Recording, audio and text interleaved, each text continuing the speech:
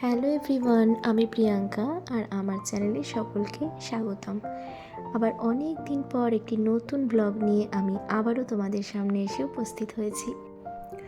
আস্তে আস্তে করে তোমাদের সবই বলবো যে কেন আমি এতদিন ভিডিও করা বন্ধ রেখেছিলাম। আসলে আমরা বিগত প্রায় 1 বছর হলো আমরা বাড়ি পরিবর্তন করেছি, তাই সেভাবে আমি ভিডিও বানিয়ে উঠতে পারিনি। তো দিনটা ছিল পৌষ সংক্রান্তির আগের দিন। পৌষ সংক্রান্তিতে রান্নাঘরটিকে সাজানোর জন্য আমি বাজার থেকে কিছু কিছু ছোট ছোট সরঞ্জাম কিনে এনেছি।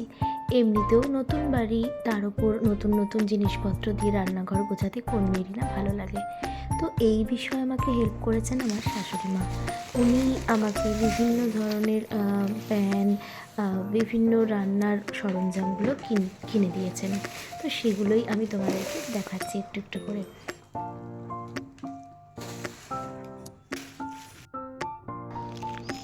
এখন আমি এই কপি বোর্ডেই খেলছি, পড়াশোনা করছি। কি লিখছো? এই যে এটা কি লেখা আছে, এলাগেন এইটার পরে জাস্টিফাই মানে কি? সকালবেলা ছেলেকে ওই কম্পিউটারে কিছু কাজ দিয়ে আমি চলে যাচ্ছি এবার ঠাকুর পুজোর দিকে। দেখুন অবস্থা, ছেলেকে তবলা শিখিয়ে গিয়েছেন স্যার, আর তবলাটুকু তোলে পর্যন্ত নেই, আর ওখানে পড়ে রয়েছে। যাই হোক, আমি চলে এসেছি পুজোর ঘরে পুজো করতে।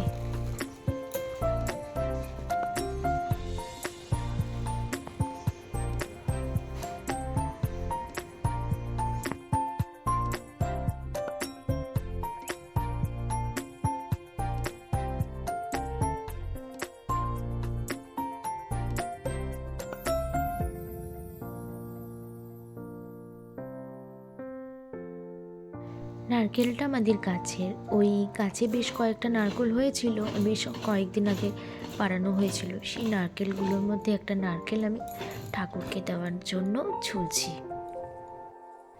আর ওদিকে আমার শাশুড়ি মা ওই ঠাকুরের জন্য পায়েস, পিঠে পুলি এগুলো বানিয়েছিল।